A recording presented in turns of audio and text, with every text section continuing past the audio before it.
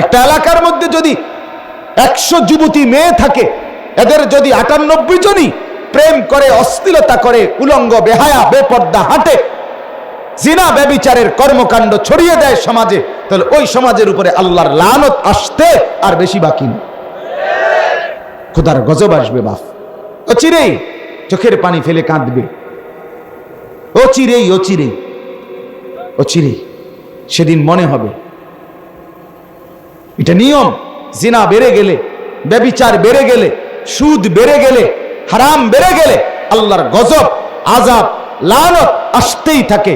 কখনো চেহারা বিকৃত হয়ে যায়, কখনো ভূমিকম্প আসে, কখনো মাটি ধসে দেয়, কখনো আপনার জলোচ্ছ্বাস, ঘূর্ণিঝড় ইত্যাদি একটার পর একটা মুসিবত আসতেই থাকে।